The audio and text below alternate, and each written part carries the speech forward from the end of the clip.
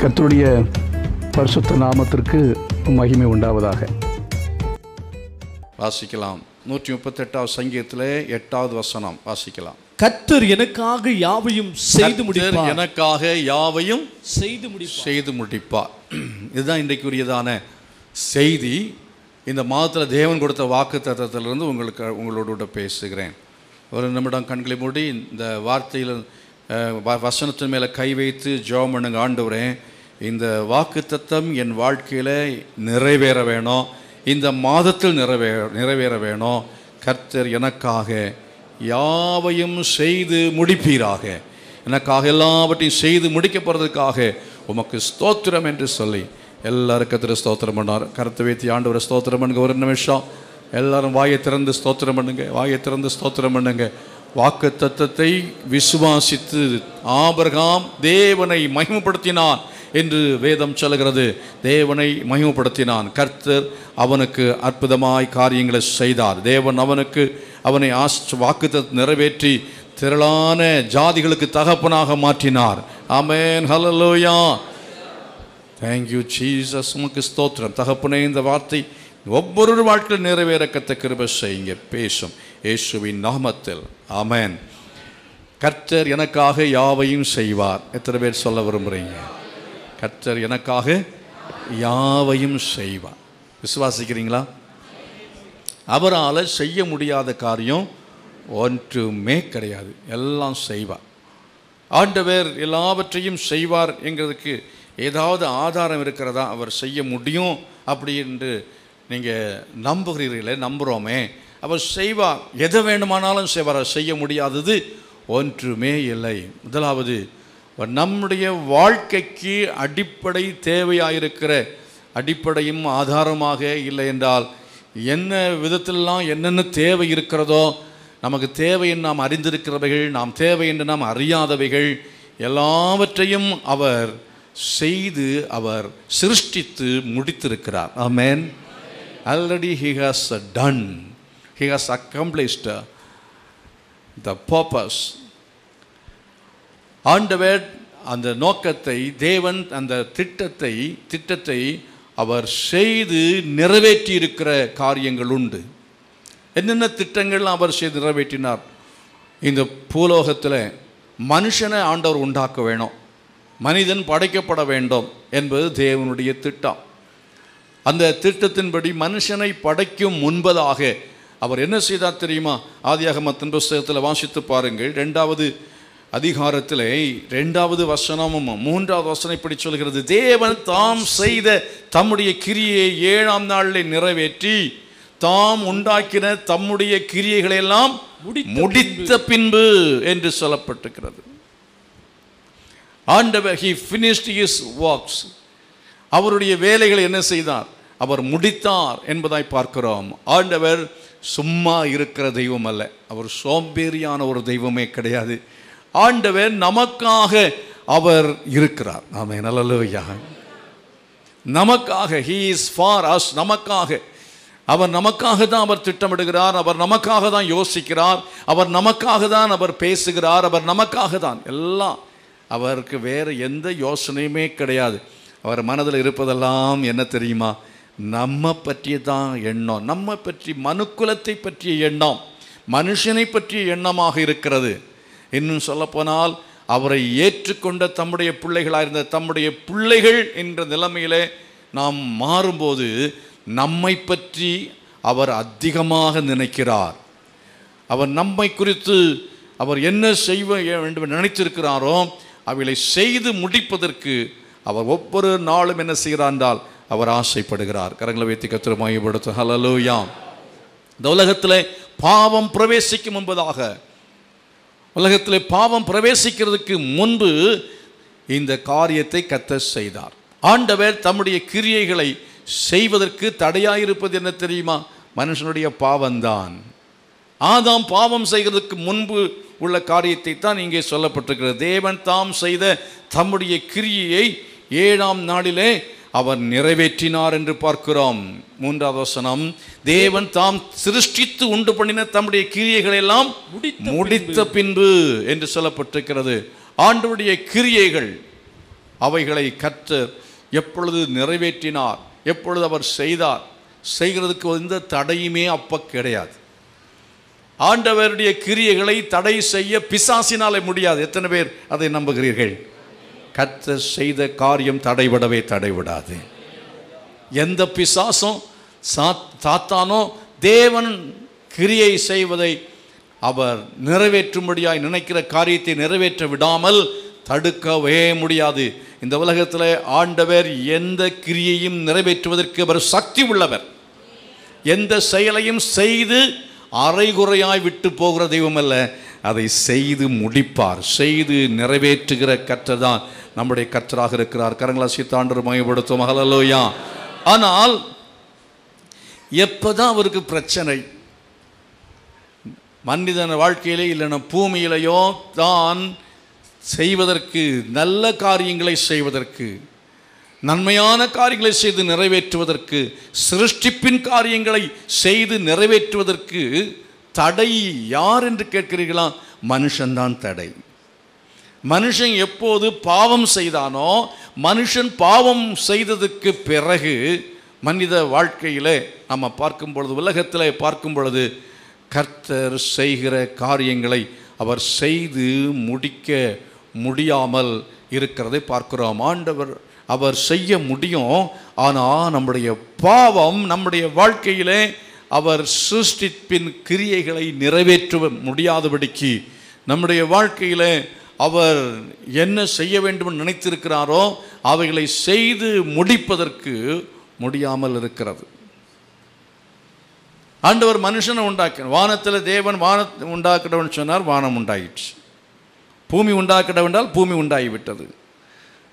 அதே போல் பட்சிகள் உண்டாக்கிடவென்றால் பட்சிகள் உண்டாகிவிட்டது. மிருகங்கள் உண்டாக்கிடவென்றால் மிருகங்கள் உண்டாயிற்று. கனி வர்க்கங்கள்லாம் உண்டாக்கிடவென்றால் கனி வர்க்கங்கள் உண்டாகிவிட்டது. நட்சத்திரங்கள் படைத்தால் நட்சத்திரம் அங்கே பிரகாசித்து கொண்டிருக்கிறது.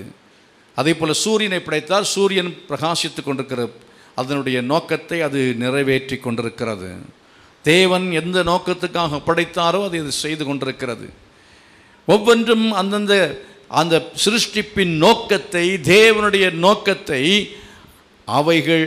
அவைகள் இன்றைக்கும் தேவன் நிறைவேற்றுவதற்கு, தேவனுடைய செயல் நிறைவேற்றப்படுவதற்கு அவைகள் ஒத்துழைப்பு கொடுக்கிறது. சூரியன் என்றைக்காவது செய்ய மாட்டேன் என்று ஒரு நாளாவது ஸ்ட்ரைக் பண்ணதாக வேதம் சொல்லவில்லை. ஒரு சமயத்தில் நின்றது, ஆண்டவர் நிறுத்தினால சூரியன் நின்றது. சூரியன் நின்றதுங்கிறத விட பூமி சுற்றுறது தான் நின்றது என்று அதனுடைய அர்த்தம் என்று சொல்லி அதை குறித்து ஒரு நாள் டிவியில் பாஸ்டர் ஜோசப் ராஜ் பேசின கேட்டிருப்பீங்க. சூரியன் நிறுத்த முடியாது, சூரியன் அல்ல என்று சொல்லி. ஆகவே சூரியன் வேலையை செய்கிறது, பூமி சுழன்று கொண்டிருக்கிறது. எவ்வளோ ஸ்பீடில் போகணுமோ அந்த ஸ்பீடில் அது போய்கொண்டே தான் இருக்கிறது. அதுக்கிட்ட சொன்ன ஸ்பீடுக்கு மேலே அது போகலை, குறைவாகவும் போகவில்லை. ஆனால் மனுஷங்கிட்ட இவ்வளோ ஸ்பீடில் போகணுன்னு சொன்னால் அந்த ஸ்பீடில் மட்டும் போயிட்டு கரெக்டாக இருப்பானா? இருக்க மாட்டான். இந்த இடத்துல 40 கிலோமீட்டர் வேகத்தில் தான் போகணுன்னா, ஆனால் 50 போனால் என்ன அப்படின்னு கேட்பான். 10 மணிக்கு தான் என்ன செய்ய வேணும், அதாவது அலுவலகத்துக்கு வர வேண்டும், 10 மணிக்கு இங்கே இருக்கணும்னு சொன்னால் என்ன, 10:05 வந்தால் என்ன, 5 மணி லேட், 5 நிமிஷம் லேட்டாக தான் வரும். என்ன செய்கிறோம் நம்ம? ஆண்டவர் நம்மை சூரியனை போல படைச்சிருந்தா ஒழுங்காக இருந்திருப்போமோ? சந்திரனை போல் படைச்சிருந்தா நல்லா இருந்திருப்போமோ? ஆடு மாடை போல் படைச்சிருந்தா கூட ஒழுங்காக இருந்திருப்போமோ? மனுஷனாக படைச்சதான் ஆண்டவர் தப்பாக போச்சுன்னு அவர் வெசனப்பட்டாராம். ஏகத்தில் நான் அப்படி ஏதாவது இருக்குதா வசனம் அப்படின்னு சொல்லி கேட்குறீங்களா? வாசித்து பாருங்கள். ஆதியாகமத்தின் புஸ்தகம் 6ஆம் அதிகாரத்தில் சொல்லப்பட்டிருக்கிறது.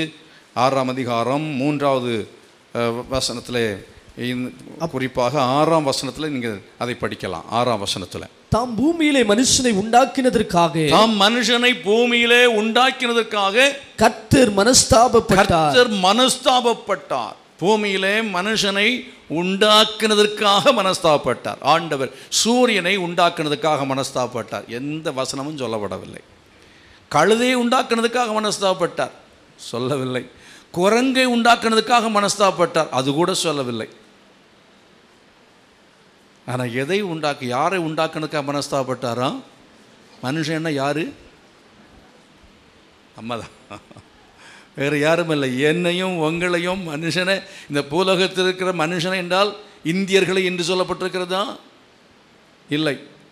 அநேக நினைப்பாங்க இந்தியாக்காரன் தான் ரொம்ப மோசம். ஐயா, இந்தியாக்காரனை போல மோசமான ஆட்கள் இங்கே தான் ஊழல், இங்கே தான் மனுஷன் கோபக்காரன், இங்கே தான் இருக்கிற மனுஷன் ஒன்றும் சரியாக வேலை செய்கிறதில்லை, சோம்பேறி மனுஷன், பிரச்சனையானவன், மனுஷனுக்கு அன்பில்லை, பாசமில்லை, மனுஷன்கிட்ட ஒழுக்கம் இல்லை. ஆகவே இந்த ஊரை விட்டு வெள்ளைக்காரன் தேசத்துக்கு போனால் வெள்ளைக்காரன்கிட்ட அவன் வெள்ளையாக இருக்கிறான், அவன் நல்லா இருப்பான்னு நினச்சா வெள்ளைக்காரன் நம்மோட மோசமாக இருப்பான். எந்த கண்டத்துக்கு போங்க, மனுஷன் அப்படின்னு சொன்னால் நிறமே நிறத்தை பற்றி பிரச்சனையே கிடையாது. அவன் கண்ணு, மூக்கு, வாய், நம்ம மாதிரி தலை முதல் பாதம் வரையிலையும் இந்த மாதிரிப்பட்டதான ஒரு இந்த மாதிரி ஒரு சிருஷ்டிக்கப்பட்ட ஒரு மனுஷன். அவன் எவனாக இருந்தாலும் சரி, எந்த நாட்டில் இருந்தாலும் சரி, எல்லா மனுஷர்களும் பாவம் செய்து ஏகமாக என்ன செய்தார்கள், கெட்டுப்போனார்கள் என்று சொல்லி வேதம் சொல்கிறது. ஆண்டவர் அதுக்காக தான் என்ன செய்தார், மனஸ்தாபப்படுகிறார். ஏன் இந்த மனுஷனை உண்டாக்கினேன் என்று சொல்லி கர்த்தர் மனஸ்தாபப்படுகிற தெய்வமாக இருக்கிறார்.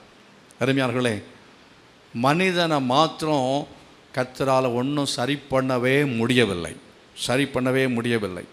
அதனால் ஆண்டவர் சொல்கிறாரு, I am standing and knocking at the door. நான் நின்று என்ன செய்கிறேன், கதவை தட்டுகிறேன். நான் கதவை தட்டுகிறேன். ஒருவன் என் சத்தத்தை கேட்டு கதவை திறந்தால் நான் அவனுக்குள்ளே பிரவேசித்து அவனோடு போஜனம் பண்ணுவேன், அவனும் என்னோடு போஜனம் பண்ணுவான் என்று ஆண்டவர் சொல்கிறதை பார்க்கிறான். அருமையானவர்களே, இதற்காக ஆண்டவர் என்ன செய்ய வேண்டியிருக்கிறது, ஒரு மீட்பின் திட்டத்தை கர்த்தர் என்ன செய்தார், தயாரித்தார். எ பிளான் ஆஃப் ரிடம்ஷன். ஆண்டவர் மீட்பின் திட்டத்தை உண்டாக்கி இந்த மனுஷனை மறுபடியும் என்ன செய்யணும், மனுஷனாக, அவனை சரியானவனாக, செயல்படுகிறவனாக அவனை மாற்ற வேண்டும் என்று சொல்லி கர்த்தர் விரும்புகிறான். மற்ற எதை பற்றியுமே ஒரு கவலை இல்லை. அவருடைய எண்ணமும் பிரயாசமும் மனுஷனை மனுஷனாக மாற்றணும்னு விரும்புகிறார். அல்லேலூயா. மனுஷன் குரங்கிலிருந்து உண்டானா அப்படின்னு அவன் சொல்கிறதுக்கு காரணம் என்ன தெரியுமா, மனுஷனை பார்க்கும் பொழுது குரங்கு போல தெரிகிறது. ஆகவே தான் டார்வின் சொல்லிட்டாரு, மனுஷன் குரங்கிலிருந்து தான் வந்திருப்பான், அவன் சும்மாவே இருக்க மாட்டான். பாரு, குரங்கு என்ன மாதிரி சேட்டை பண்ணுமோ அந்த சேட்டையெல்லாம் மனுஷங்கிட்ட இருக்கு. சின்ன வயசுலேருந்து அதுதான் இருக்குது. மனுஷனை மனுஷனாக மாற்றணும் விரும்புகிறார். விசுவாசிகளாக இருக்கிறாங்களா? இல்லை, யாரும் இல்லை. அப்போ விசுவாசின்னு அவர் சொல்கிறதுக்கு வழியே இல்லை. அப்போ மனுஷன்னு சொல்ல முடியாட்டா என்னன்னு சொல்கிறது அதுவும் தெரியல. விசுவாசின்னு இல்லைன்னா அதுக்கு பதிலாக என்ன சொல்கிறது அதுவும் தெரியல. வாசிங்க பார்க்கலாம். ரோமர் நிருபம், த புக் ஆஃப் ரோமன்ஸ், 9ஆம் அதிகாரம் 27ஆம் வசனம். அல்லாமலும் இஸ்ரவேல் புத்தருடைய இலக்கம் சமுத்திரத்தின் மணலத்தனையாயிருந்தாலும் மீதியாயிருப்பவர்கள் மாத்திரம் ரட்சிக்கப்படுவார்கள் என்றும். இஸ்ரவேலரை குறித்து ஆண்டவர் சொல்கிறார். கர்த்தருடைய வசனம் சொல்லுங்க, இஸ்ரவேலர்களை குறித்து தேவனுடைய வசனம் இங்கே விதமாய் சொல்லுகிறது. ரோமர் 9:8 வாசித்து பாருங்க. அது எப்படி என்றால், மாமிசத்தின்படி பிள்ளையானவர்கள் தேவனுடைய பிள்ளைகள் அல்ல, வாக்குத்தத்தத்தின்படி பிள்ளைகள் ஆனவர்களே அந்த சந்ததி எண்ணப்படுகிறார்கள். இஸ்ரவேலர் எல்லாரும் இஸ்ரவேலர் அல்ல. இஸ்ரவேலர்கள் எல்லாரும் இஸ்ரவேலர்களாக இல்லை. மனுஷனா இல்லை. மனுஷனை மனுஷனாக மாற்ற வேண்டும் என்று சொன்னால் என்ன செய்ய வேண்டும், அதற்கு செய்ய வேண்டியது என்ன என்பதை குறித்து நீங்கள் படிங்க. 9ஆம் அதிகாரத்தில் 4ஆம் வசனத்தை சொல்லப்பட்டிருக்கிறது. அவர்கள் இஸ்ரவேலரே, புத்திர சுவிகாரமும். அவர்கள் இஸ்ரவேலரே, அவர்கள் இஸ்ரவேலரே. இப்படி கர்த்தர் சொல்ல முடியுமா நம்ம பார்த்து? அவர்கள் இஸ்ரவேலரே, அவர்கள் விசுவாசிகள் தான், அவர்கள் தேவனுடைய பிள்ளைகள் தான், அவர்கள் தேவனுடைய பிள்ளைகளாக இருக்கிறார்கள் என்று சொல்லி கர்த்தர் நம்மை குறித்து சொல்ல வேணும். 9ஆம் அதிகாரத்தில் 1ஆம் வசனத்தை படித்து பாருங்கள். எனக்கு மிகுந்த துக்கமும் இடைவிடாத மனவேதனையும் உண்டாயிருக்கிறது. இப்போ மனுஷனை குறித்து நம்ம படிக்கிற சமயத்தில் அவனை குறித்து அப்போஸ்தலனாகிய பவுலுக்கு அவ்வளோ வேதனை, ஒரு ஊழியக்காரனுக்கு அவ்வளோ வேதனை. ஒரு ஊழியக்காரனுக்கு மாத்திரமல்ல, ஒவ்வொருவருக்கும் ஒரு வேதனை இருக்கிறது. பிள்ளைகளை குறித்து எவ்வளோ வேதனைப்படுறீங்க இல்லையா? மனைவியை நினச்சி வேதனை, எனக்கு இடைவிடாத துக்கமும் மனவேதனையும் உண்டாயிருக்கிறது. இருந்தாலும் மனைவி தான். மனைவியை தள்ள முடியுமா? முடியாது. என் கணவனை குறித்து இடைவிடாத மனவேதனையும் மிகுந்த துக்கம் உண்டாயிருக்கிறது. கணவன் இல்லைன்னு சொல்ல முடியுமா? விட்டுட்டு போக முடியுமா? முடியாது. அவர்கள் இஸ்ரவேலரே, அவர் மனைவியா இருக்கிறாளே, அவன் கணவனாக இருக்கிறானே, அவர்கள் என் பிள்ளைகளாக இருக்கிறார்களே. பிள்ளைகளை உங்கள் பிள்ளைகள்னு சொல்ல முடியுமா? என் பிள்ளைன்னு சொல்கிறதுக்கே வெக்கமாக இருக்குது அப்படின்னு சொல்கிறோம் இல்லையா? என் பிள்ளைன்னு சொல்கிறதுக்கே வெக்கமாக இருக்குது. நீ பண்ணுற அயோக்கியத்தனம், நீ பண்ணுறதான் அட்டகாசம், நீ சொல்கிற பொய்யே பித்தலாட்டெல்லாம் பார்த்தா என் மகன் என்று மகள் என்று சொல்வதற்கே வெட்கமாக இருக்கிறது என்று நம்ம சொல்லுகிறோம். அதே போல் இங்கே நான் பார்க்கும்போது அவர்கள் இஸ்ரவேலரை நான் ஆண்டவர் என்ன செய்ய முடியாது? தள்ளிவிட முடியாது. ஏன்? அவளோடு உடன்படிக்கை பண்ணி இருக்கிறார். உடன்படிக்கையின் ஜனமாக இருக்கிறார்கள்.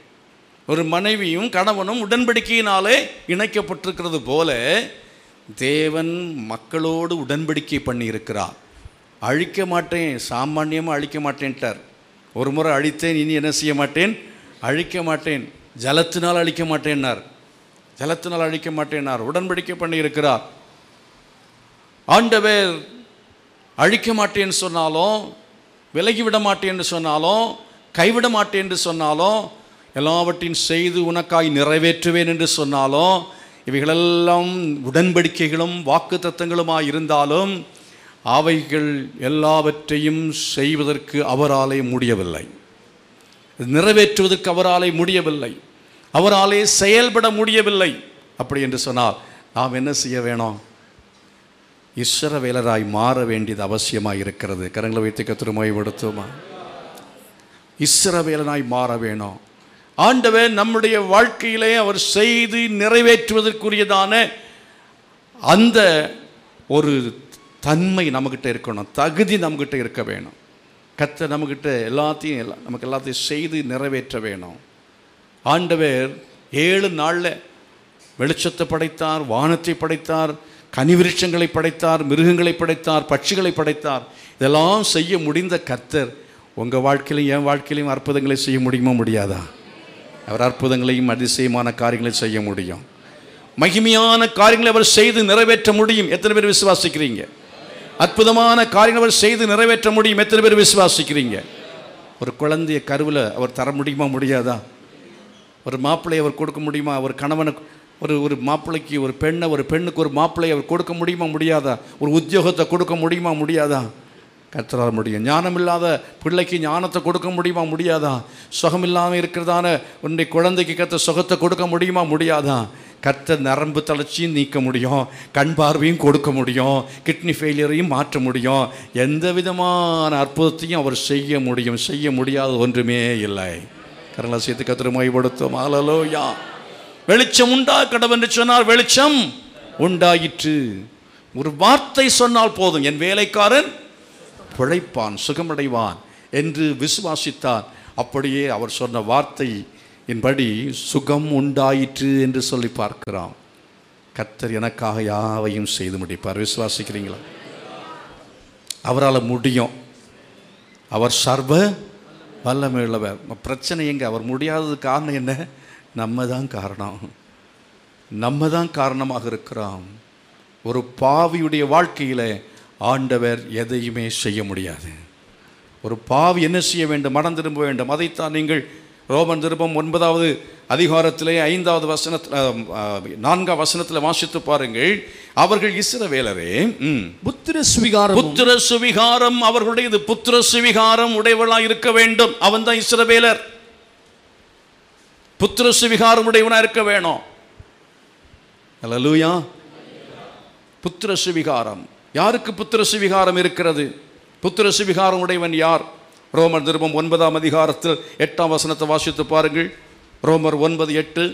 அது எப்படி என்றால் மாம்சத்தின்படி பிள்ளைகளானவர்கள் தேவனுடைய பிள்ளைகள். மாம்சத்தின்படி பிள்ளைகளானவர்கள் தேவனுடைய பிள்ளைகள் அல்ல.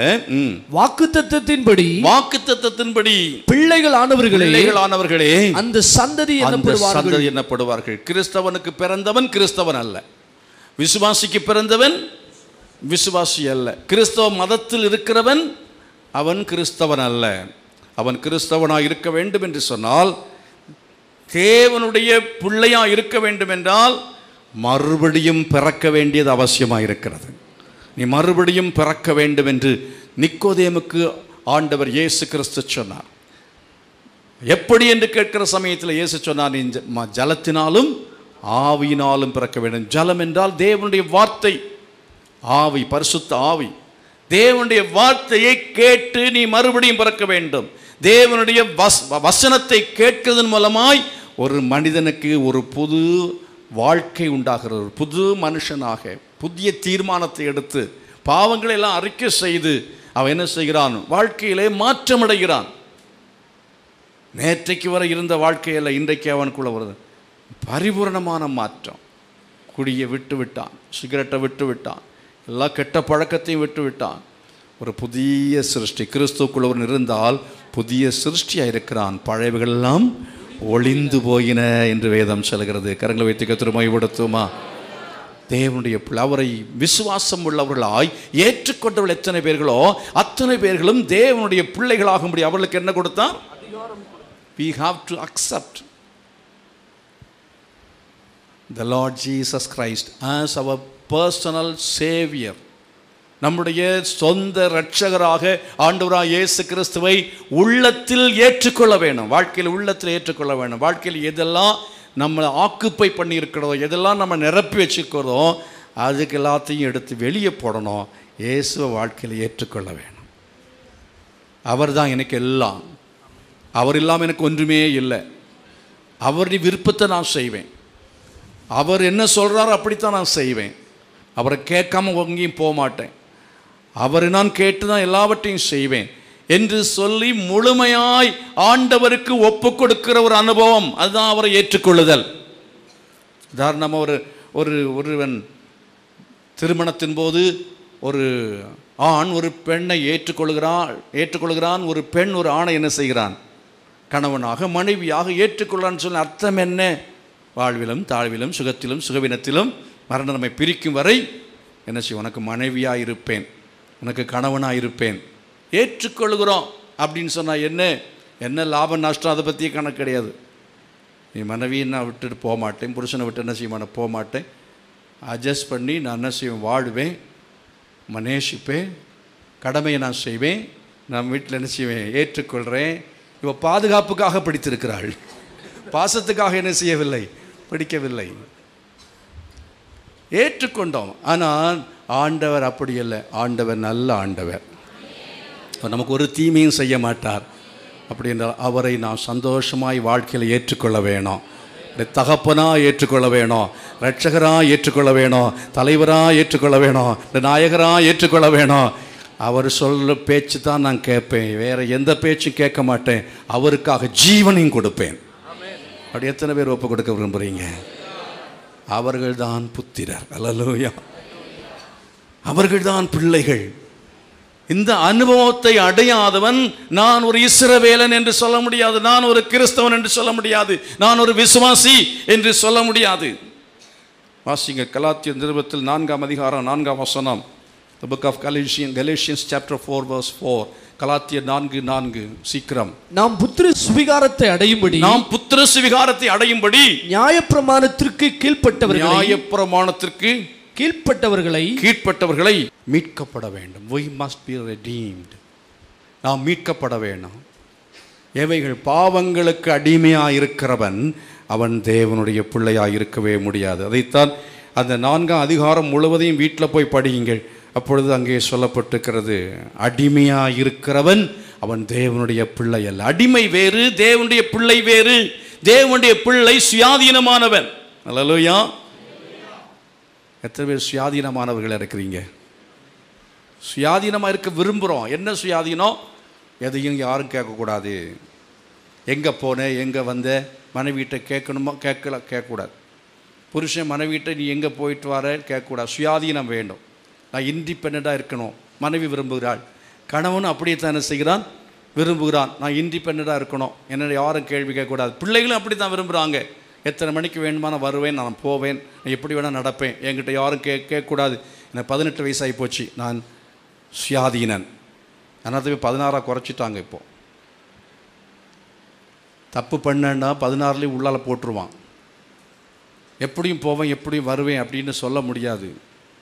நாம் சுயாதீனர்கள் என்று நடக்க முடியாது. நாம் என்ன செய்ய வேண்டும்? கட்டுப்பாடு உள்ள மக்களாக இருக்க வேணும். கரங்களை வைத்து கர்த்தரை மகிமைப்படுத்தல். அல்லேலூயா. நல்ல கவனிங்க, பாவத்துக்கு அடிமையாக இருக்கிறவன் தேவனுடைய பிள்ளை அல்ல.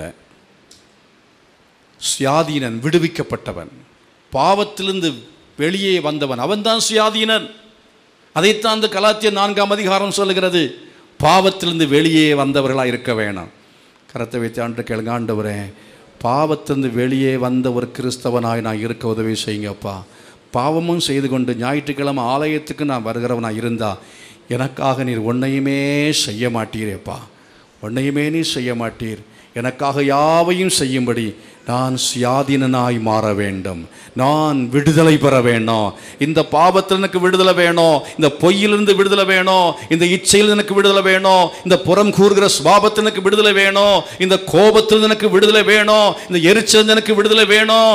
எனக்கு விடுதலை விடுதலை விடுதலை வேணும். நான் போராடுவேன், எனக்கு விடுதலை வேணும். நான் ஜெபம் பண்ணுவேன், நான் உபவாசிப்பேன், நான் மன்றாடுவேன், வேதத்தை நான் தியானிப்பேன். எனக்கு விடுதலை வேண்டும். எத்தனை பேர் அப்படி கேட்க விரும்புறீங்க? கர்த்தர் சொல்கிறார், யாவையும் அவர் செய்து முடிப்பார். அவரால் செய்ய முடியாத காரியம் ஒன்றுமே இருப்பதில்லை.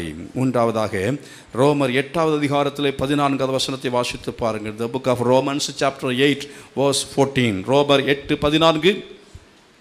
மேலும் எவர்கள் தேவனுடைய ஆவியினாலே நடத்தப்படுகிறார்களோ, தேவனுடைய ஆவியினாலே நடத்தப்படுகிறார்களோ அவர்கள் தேவனுடைய புத்திரராய் இருக்கிறார்கள். தேவனுடைய புத்திரராய் இருக்கிறார்கள் என்று வேதம் சொல்லுகிறது.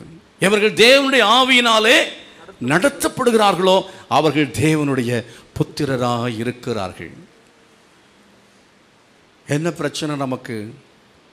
நம்ம நடத்துகிறது ஒன்று, நம்ம ஆவி நடத்துகிறது.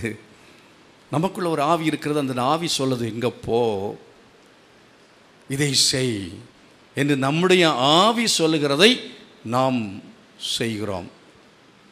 இல்லை என்றால் சாத்தானுடைய ஆவி, வானமண்டலத்தின் பொல்லாத ஆவி, அது நமக்குள்ளாலே நம்மை வழிநடத்துகிறதா இருக்கிறது. நமக்குள்ளாலே ஆசையை தருகிறது, நமக்குள்ளாலே இச்சைகளை தருகிறது, நம்மை தூண்டுகிறது, நம்மை உற்சாகப்படுத்துகிறது. பல காரியங்களை நாமே செய்து கொண்டிருக்கிறோம். நம்ம விரும்பினதை நம்ம செய்கிறோம், நம்ம யோசிக்கிறத நம்ம செய்கிறோம். கர்த்தர் என்னை நடத்த வேண்டும். சொல்லுங்கள், ஆண்டவர் என்னை நடத்தணும், ஆவியானவர் நடத்த வேணும். இயேசு கிறிஸ்து ஞானஸ்நானம் பெற்று கரையேறினார். பரிசுத்த ஆவியானவர் புறாவை போல அவர் மேல் வந்து என்ன செய்தார்? இறங்கினார் என்று சொல்லி வேதம் சொல்லுகிறது. பரிசுத்த ஆவியான புறாவை போல இறங்கினார். அடுத்த வசனத்தில் நீங்கள் படிக்கிற சமயத்தில் ஆவியானவராலே அவர் வனாந்திரத்துக்கு என்ன செய்யப்பட்டார்? நடத்தப்பட்டார் என்று வேதம் சொல்லுது. ஆவியானவராலே வனாந்திரத்திற்கு அவர் நடத்தப்பட்டார். கரங்களை வைத்து கர்த்தரை மகிமைப்படுத்துங்க. ஞானஸ்நானம் எடுக்கும்படி யோர்தான் நதிக்கு நடத்தப்பட்டார். எதுக்கு? எங்கே நடத்தப்பட வேண்டுமோ அங்கே அவர் நடத்தப்பட்டார். எங்கே நடத்த வேண்டுமோ ஆவியானவருக்கு நல்லாவே தெரியும். ஞானஸ்நானம் எடுக்கிறதுக்கு ஆவியானவர் அவரை சரியாக நடத்தி, எப்போ நடத்தணுமோ அப்போ நடத்தி கொண்டு போய் யோர்தான் நதியின் பக்கத்தில் கொண்டு போய் விட்டார். உடனே யோவான் ஸ்நாபம் கேட்குறான், என்ன வேணும் அப்படின்னு. ஞானஸ்நானம் கொடு. அது எப்படி? உம்மாலே நான் ஞான ஸ்நானம் பெற வேண்டியது நீர் இடத்துல வரலாமா? இப்பொழுது இடம் கொடு, இப்படி எல்லா நீதி நிறைவேற்றுவது நமக்கு ஏற்றதாக இருக்கிறது என்று சொல்லி இயேசு சொன்னார். ஆண்டவர் இயேசு கிறிஸ்துவை சரியாக கர்த்தர் நடத்தினார். ஆண்டவர் உங்களை ஞானஸ்நானத்துக்குள்ளே நடத்தி இருக்கிறாரா? ஆவியானவரால் நடத்தப்படுகிறவர்கள் என்ன செய்வார்கள்? ஞானஸ்நானம் எடுப்பார்கள். ஆவியானவரால் நடத்தப்படுகிறவர்கள், நீங்கள் ஆவியானவர் நடத்துதலுக்கு ஒப்பு கொடுத்தீங்கன்னா ஆவியானவர் உங்களை முதல்ல ஞானஸ்நானத்துக்குள்ளே நடத்துவார். ஆமென். இதுவரை ஞானஸ்நானத்துக்கு ஒப்பு கொடுக்காத ஆட்கள் கையை வைத்து சொல்லுங்கள், ஆவியானவரே என்ன நீர் நடத்தும், அதுக்கு நான் என்ன செய்கிறேன்? ஒத்துழைக்கிறேன்னு சொல்லுங்கள். நான் கீழ்ப்படுகிறேன்னு சொல்லுங்க. அப்போ ஆவியானவர் என்ன செய்வார்? உங்களை நடத்துவார், நிச்சயமாய் நடத்துவார். அது மாத்திரமல்ல, அதுக்கு பிறகு கர்த்தர் வனாந்திரத்துக்கு என்ன செய்தார்? நடத்தினார். ஆண்டவர் அவர் நடத்துகிற இடங்கள், அது எந்தெந்த இடமாய் கர்த்தர் நடத்தினாலும் அந்த இடத்துக்கு போகிறதுக்கு நம்ம ஆயத்தமாக இருக்க வேணும். ஹல்லேலூயா. ஒருவேளை ஆண்டவர் கீழ்ப்படியும்படி, பிரமாணத்துக்கு கீழ்ப்படியும்படியான சில காரியங்களுக்கு நடத்துவார். அதுக்கு நம்ம என்ன செய்யணும்? போக வேணும். அதனால் கர்த்தர் நடத்துகிறார், வனாந்திரத்துக்கு நடத்துகிறார். போ, வெளியே உனக்கு வச்சிருக்கேன், நீ அந்த இடத்தை நீ சுதந்திரித்துக்கொள். கர்த்தர் நடத்துகிறார். இஸ்ரவேல் மக்கள் என்ன செய்தார்? கர்த்தர் நடத்தினார். நடத்தும் பொழுது என்ன செய்யணும்? நம்ம போகிறதுக்கு ஆயத்தமாக இருக்க வேணும். இதை விட சொல்லலை, இதையும் கற்று சுத்தமாக இருந்தால் ஆண்டவர் சண்டே ஸ்கூலுக்காக கொடுக்க போகிறார். ஆமென், ஹல்லேலூயா. இது சண்டே ஸ்கூல் நடத்துகிற இடமா மாறும், அது தேவனை ஆராதிக்கிற இடமாக மாறும். கரங்களா சேர்த்து கர்த்தரை மகிமைப்படுத்தும். இது வாலிபர்களை நடத்துகிற ஒரு கூடமாய் மாறும். வாலிபர்கள் நடத்த ஆராதனை நடக்கும், சண்டே ஸ்கூல் நடக்கும். இதெல்லாம் திட்டத்தையும் கர்த்தர் வச்சிருக்கிறார். ஆண்டவருடைய திட்டத்துக்குள்ளே கர்த்தர் நடத்தும் பொழுது நாம் என்ன செய்ய வேணும்?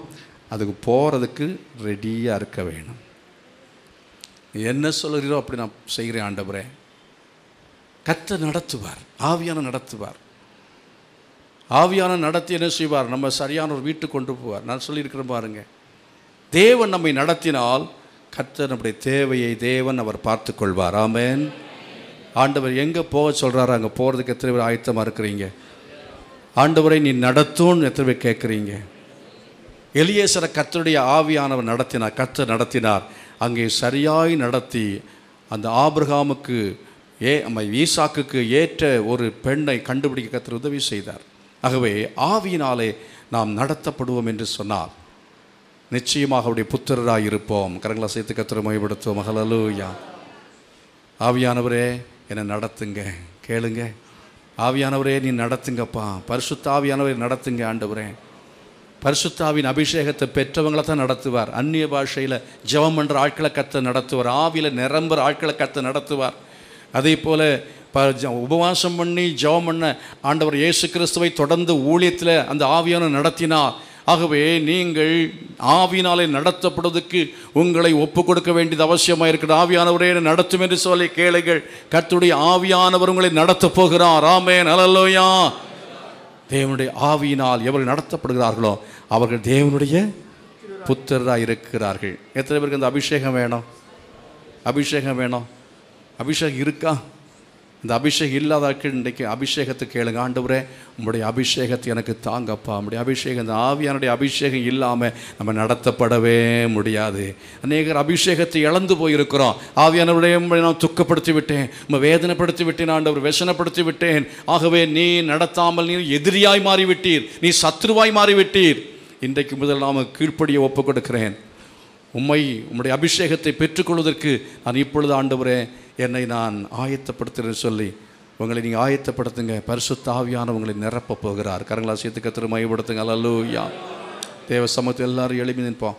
எல்லாரும் எழுப்பி நிற்போம். எழுப்பி நின்று ஆண்டவர்கிட்ட கேட்போம். ஆண்டவரே நீர் எனக்கு உள்ளாலே செய்ய வேண்டும் என்று நினைத்திருக்கிற காரியங்களை நீ நடப்பிக்கும்படி நான் என்னை ஒப்பு கொடுக்கிறேன். ஆமென். ஓ ஹல்லேலூயா. நான் ஒரு இஸ்ரவேலனாய் உருவாக்கப்பட வேண்டும். நான் ஒரு விசுவாசியாய் உருவாக்கப்பட வேணும். ஒரு பரிசுத்தவானாய் உருவாக்கப்பட வேணும். ஒரு கனமுள்ள ஒரு பாத்திரமாய் நான் உருவாக்கப்பட வேணும். ஒரு ஆசீர்வாதத்தின் ஒரு அப்பமாய் நான் மாற வேணும். ஓ நான் ஒரு தாகம் தீர்க்கும் ஒரு பானமாய் நான் மாற வேண்டும். இதற்காகத்தான் இந்த உலகத்தில் என்னை குறித்து நீர் நோக்கமுள்ளவராக இருக்கிறீர். உங்களுடைய நோக்கம் நிறைவேற ஓ ஹல்லேலூயா நீர் எனக்காக எல்லாவற்றையும் செய்து முடிப்பீராக. கரத்தை விதி சொல்லுங்க. உம்முடைய நோக்கம் இல்லை நிறைவேறும்படியா என் வாழ்க்கையை ஒப்புக் கொடுக்கிறேன். உம்முடைய நோக்கம் இல்லை நிறைவேறும்படியா என் வாழ்க்கையை ஒப்புக் கொடுக்கிறேன் ஆண்டவரே. அந்த நோக்கம் நிறைவேறுவதற்காக ஓ ஹல்லேலூயா என்னை முழுமையாய் உம்முடைய கரங்களில் தருகிறேன். முழுமையாக உம்முடைய கரங்களில் உம்முடைய புத்திர சுவிகார உரிமையை இப்பொழுது ஆண்டு உடையவனாய் நான் மாற விரும்புகிறேன். உம்முடைய பிள்ளையாய் மாற நான் விரும்புகிறேன். உம்முடைய பிள்ளையாய் ஆண்டவரே நான் அழைக்கப்படுவது மாத்திரமல்ல, உம்முடைய பிள்ளை என்கிற தன்மைகள் எனக்கு உள்ளாலே உண்டாயிருக்க வேண்டும் என்று விரும்புகிறேன். ஓ ஹல்லேலூயா. நான் ஆண்டவரே இஸ்ரவேலன் என்று அழைக்கப்பட்டாலும் உண்மையான இஸ்ரவேல் நான் இல்லாமல் இருக்கிறேன் ஐயா.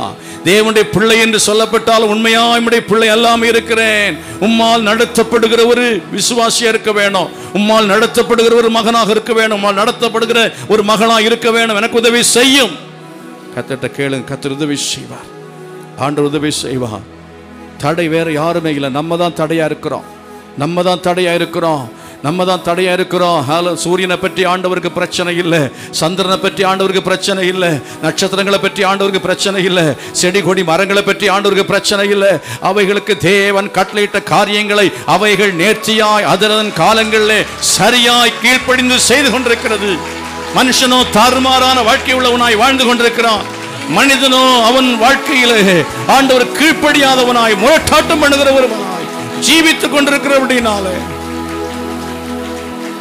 ஆண்டவர் நம்மை சந்திக்க வேண்டும் என்று விரும்புகிறார். ஆண்டவர் நம்மை மீட்க வேண்டும் என்று விரும்புகிறார். ஆண்டவர் நம்மை ரட்சிக்க வேண்டும் என்று விரும்புகிறார். ஆண்டவர் நம்மை சுயாதீனங்களாய் மாற்ற வேண்டும் என்று கர்த்தர் விரும்புகிறார். பாவத்துக்கு அடிமையாய் போன நம்மை கர்த்தர் விடுவிக்க வேண்டும் என்று விரும்புகிறார். எத்தனை பேர் விடுதலை பெற்றுக் கொள்வதற்கு நீங்க ஒப்புக் கொடுக்க விருப்பமாக இருக்கிறீர்கள்? ஆண்டவரே, நான் சுயாதீனா மாற வேண்டும். ஆண்டவரே, நான் விடுதலை பெற்றவனாய் மாற வேண்டும். ஆண்டவரே, இன்னும் கோபம் எனக்குள்ள இருக்கிறது, எரிச்சல் இருக்கிறது, பகை எனக்குள்ளால இருக்கிறது, முரட்டாட்டம் எனக்குள்ள இருக்கிறது, இது மாற வேண்டும். எத்தனை பேர் விரும்புகிறீர்கள்? கர்த்தர் சொல்கிறார், யாவையும் அவர் செய்து முடிப்பதற்கு உனக்குள்ள நீதான் தடையா இருக்கிற, நீதான் தடையா இருக்கிற, நீதான் தடையாக இருக்கிறாய், நீதான் தடையாக இருக்கிறாய். இஸ்ரவேலரோ, அவர்கள் இஸ்ரவேலராய் இருக்க வேண்டும். ஹல்லேலூயா. இஸ்ரவேலே, நீ இஸ்ரவேலனாய் இரு. தேவனுடைய பிள்ளையே, நீ தேவனுடைய பிள்ளையா இரு. ஓ விசுவாசியே, நீ விசுவாசியா இரு. அப்பொழுது கர்த்தர் சொல்லுகிறார், உனக்காக நான் எல்லாவற்றையும் செய்து முடிப்பேன். உனக்காக எல்லாவற்றையும் செய்து முடிப்பேன். நீ துதிக்க வேண்டும், நீ ஜெபிக்க வேண்டும், நீ கர்த்தருக்கு என்று கொடுக்க வேண்டும், நீ ஆண்டவருக்கு என்று ஊழியம் செய்ய வேண்டும். ஓ ஹல்லேலூயா. நீ அவரை மகிமைப்படுத்த வேண்டும், நீ அவருக்காய் ஜீவிக்க வேண்டும். Thank you Jesus. Hallelujah. Glory to God. எத்தனை பேர் விரும்புகிறீர்கள்? கர்த்தர் எல்லாவற்றையும் செய்து முடிப்பார். ஏன்னா இப்போ ஆண்டவருக்கு நம்மை ஒப்பு கொடுத்திருக்கிறான். ஆண்டவருக்கு நம்மை ஒப்பு கொடுத்து அவருடைய பிள்ளைகளாக, உண்மையாயுடைய பிள்ளையாக, உண்மையாவுடைய புத்திரனாக மாற்றப்படும்படியாக ஒப்பு கொடுக்கிறார்கள். கரங்களை வைத்து சொல்லுங்க, ஆண்டவரே என்ன மாற்றுங்கப்பா, என்ன மாற்றுங்கப்பா, என்ன மாற்றுங்க. Oh hallelujah. Thank you Lord. Hallelujah. Glory to God. Thank you Jesus. Glory, glory, glory, glory, glory. அப்படியே ஜெபம் பண்ணுங்க. ஆவியானவர் உங்கள் மேல இறங்கி வரட்டும். ஆவியானவர் இறங்கி வரட்டும். அவர் அபிஷேகம் பண்ணட்டும். அவர் அபிஷேகம் பண்ணட்டும். அவர் அபிஷேகம் பண்ண எல்லார் மேல அந்த அபிஷேகம் இறங்கட்டும். அவர் விடுவிக்கட்டும். அவர் நம்மை நடத்தட்டும். அவர் நம்மை ஆசீர்வதிக்கட்டும். ஒரு புதிய சிருஷ்டிப்பாய் அவர் நம்மை மாற்றுவாராக. Thank you. Thank you. Thank you. Thank you. Thank you. Thank you. Thank you Lord. Yes Lord. Yes Jesus. இயேசுவின் நாமத்தினாலே, இயேசுவின் நாமத்தினாலே விடுதலை உண்டாவதாக. சுயாதீன கிறிஸ்தவர்களாய் மாறுவார்களாக. விடுதலை பெற்ற கிறிஸ்தவர்களாய் மாறுவார்களாக. ஆவியினால் நடத்தப்படுகிற கிறிஸ்தவர்களாய் மாறுவார்களாக. வாக்குத்தத்தத்தின்படி பிறந்த விசுவாசிகளாய் மாறுவார்களாக. வசனத்தின்படி வாழுகிற தேவ பிள்ளைகளாய் மாறுவார்களாக. கரங்களை கொட்டி கர்த்தரை மகிமைப்படுத்துங்கள். எல்லாரும் ஆவியில் நிரம்பி அந்நிய பாஷைகளை பேசுங்கள்.